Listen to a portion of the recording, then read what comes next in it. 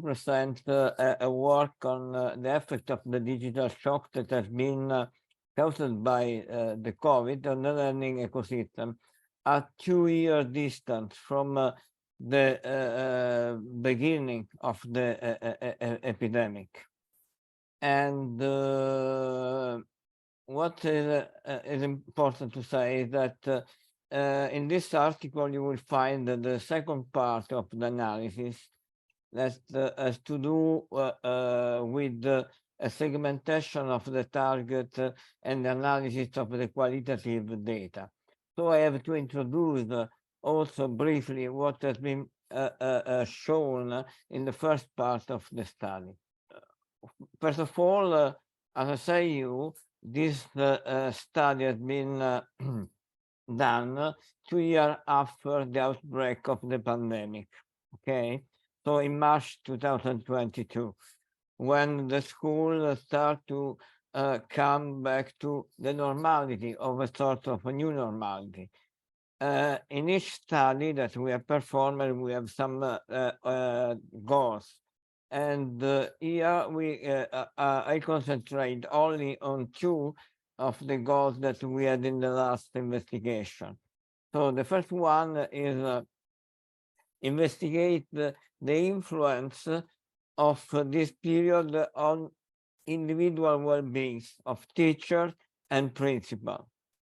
And the second one is to investigate the effect that this period has on the perception of maturity of the school.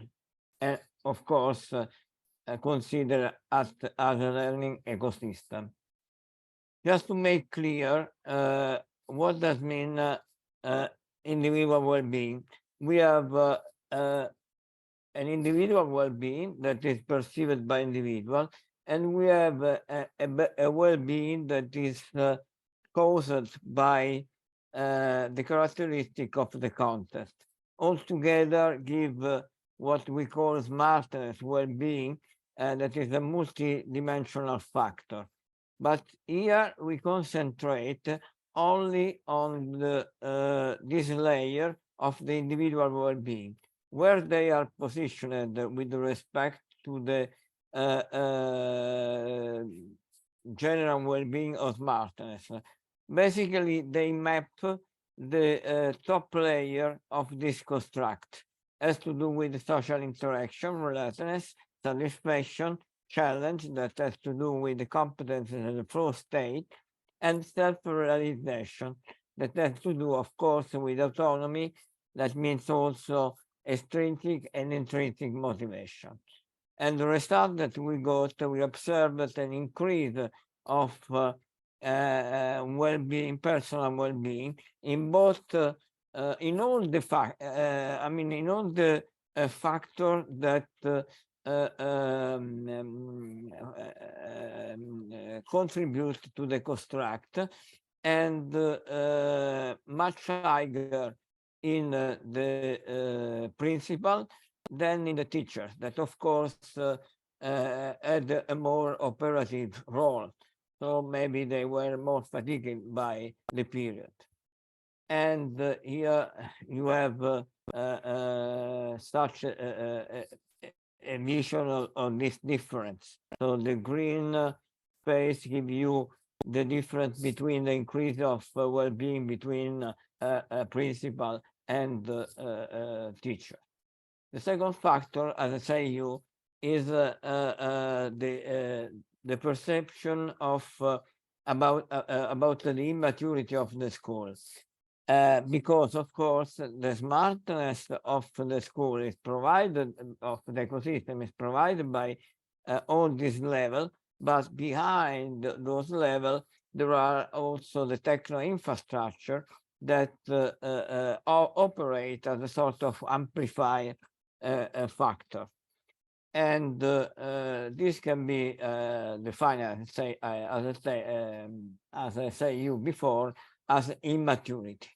And to make it clear, the immaturity includes all these factors that can be grouped in 4 different areas: infrastructure and competencies, individual competencies that form resources. And then you have also all the organizational factors that contribute to the definition of the context. And of course, all these should be in some sense grounded by the learning processes. And again, the result that we got was a perception of very high maturity reached by the learning ecosystem in the opinion of the principal, while that of the teacher is again more conservative. And of course, during this study, we were also able to study the interaction between the different factors that define the immaturity by studying the causal network, put in interrelation among them all those factors. I mean, that at the end contributes to the school immaturity. So this for the first part. Now, considering the segmented analysis, we found that there is a dependence on the school level. So, for example, the principal identified a better situation for high school, for secondary high school, as far as connectivity, technical assistance by technician, school technological adequacy, school digital leadership, and in general also the school digital vision, together with also student tech adequacy, student tech preparedness, that in the other level, middle school or primary school, was not so good as for high school. The only advantage in a primary school was about the cooperation, let's say, among teachers. And in general, teacher has a quite positive perception of the role of technologies. They, after 2 years, they maintain this perception. So, but they had a much, I mean, a worse perception about the period in itself, the critical period in itself. And this is important because it shows how the perception of the usefulness of the technology is separate by the perception of the period. So is a truly improvement, let's say, with of perception with respect to technology caused by the pandemic. And as I say, you in primary school teacher detected an higher propensity to work cohesion and collaboration, and also best practice sharing with respect to middle and high school. As far as age, we detected, for example, in teachers, a perception of less adequacy of the school with age. I mean, more age as a teacher, and less is the perception of adequacy by the school, and also about technological teacher preparedness, school digital leadership, and school digital vision. On the opposite, of course, the teacher that feel themselves less prepared felt the students more prepared than themselves. As far as gender, we detected in the female an higher perceived working load. And while the male feel themselves more, let's say, prepared with respect to the use of technologies, and choose, they also felt the student less less adequate in technological usage.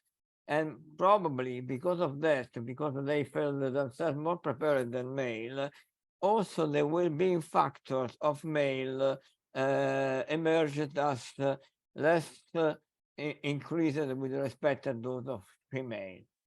As far as the geographical distribution, we detected a worse situation in the south of Italy, that is this part of Italy. And for example, for what concern connectivity, for what concern the average teacher technological and pedagogical preparedness. But on the contrary, probably because of this, they were much more willing to experiment, to change. They deserved neither interest in digital challenge. Maybe they felt, the need to fill the gap, let's say. And just to summarize, we detect, as I just said, a geographical gap that should be mitigated about connectivity and teacher preparedness, a school level gap to mitigate about connectivity, technological, tech, operational assistance and vision between primary and secondary and high school. Then a gender gap to mitigate about familiarity with technologies. And finally, an age gap, ask for a generational turnover and for a mitigation that should be operated thanks to a long life training and preserved training before the people start to operate as teacher. The other interesting outcome from the qualitative analysis concern the reason why, for example, teachers do not adopt technologies. And this, in some sense, gives some hints also for to the authors of the first paper, no? Because about, for example, learning analytics. So they find, for example, difficult to orient themselves because there have been a lot, too many overlapping applications that have been proposed to them, overlapping in a functional sense, that generate what we call vacuum by excess. Then they found that they need a quite long learning curve to get expert of the technologies, and also a lot of time to prepare the activities. So in general, the adoption of technologies are very time consuming. There are too short time to experiment.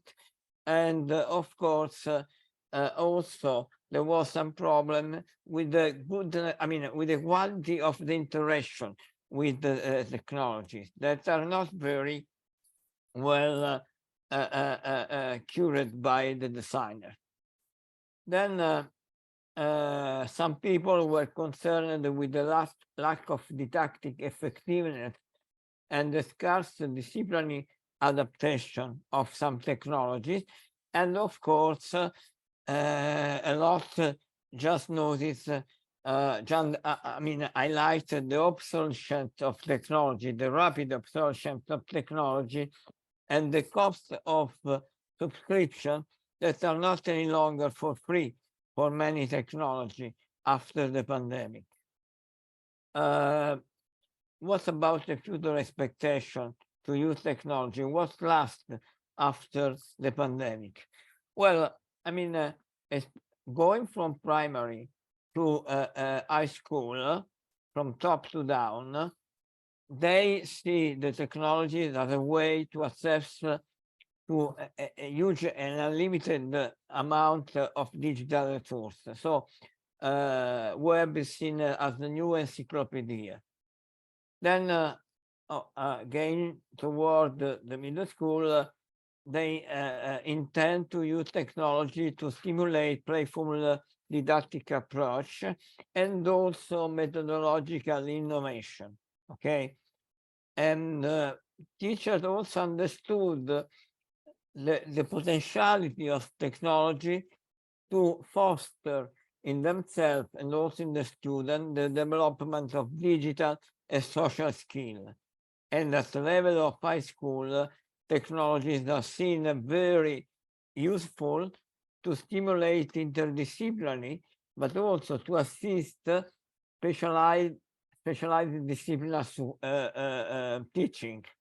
So, for example, in simulation, visualization, and support to lab activities. The first slide points out another remains of this period. I mean, the strong appreciation for smart organization that is considered capable to streamline, optimize the organizational and bureaucratic process that is very useful to carry on training teaching, I mean, the training of teachers, and also to improve internal and external communication. And overall, from the point of view of the teacher, also to help in a better organized and balanced working and life time. That's all. When you mention in gender, I believe you coded it with the male and female coding thing. So, and you mentioned that associated to female, there's a perception of an intense workload, and that perceived very intense workload is something very negative. In your data, is there some evidence that this workload is related mainly with bureaucratic and administrative tasks, or is it just a lot of okay, I mean, in general, for both gender, there is a perception of higher workload that is determined by the huge amount of time that they have to dedicate to design, carry on the online activities, etc. But this is not what makes the difference between male and female. This is determined basically by the gap in the, let's say, familiarity with technologies. Okay. So it increases with the age, and also there is this sort of gender gap. But so, that, Carlo, but it was a more technical question. The workload they are mentioning, does it have to do with teaching activities or with everything? They just mention everything there. Okay. And I have just another question that has to do with this last part you were mentioning, the interdisciplinary and specialized disciplinary support. You really highlighted that it has to do also to promote and assist the lab activities. What I was wondering, that is something that here in Portugal is happening, is innovation plan. This happens, but sometimes with two different teachers of different disciplinary areas being inside the classroom and preparing the curricular, not just the technology fostering this, but having to plan that in some classes you can really have 2 or 3 different disciplines. Did they focus that, or mainly just the technology to do it? No, I mean, there are some disciplinary teachers that look at this support more than others. For example, in maths or in physics labs, or in all the technological and scientific, of course, topics. But this is only has to do with the very specialized support. Okay. But in general, the helpfulness of the technology is recognized by all the teachers, although in a different way at different levels. Okay. So, for example, as I say, you in primary school, they look only to the web as encyclopedia. Okay, they needn't, and they maybe start to see technologies that may help to have playful lesson. This is much stronger in the middle school and so on. So each level has its own special, let's say, point of view on technology.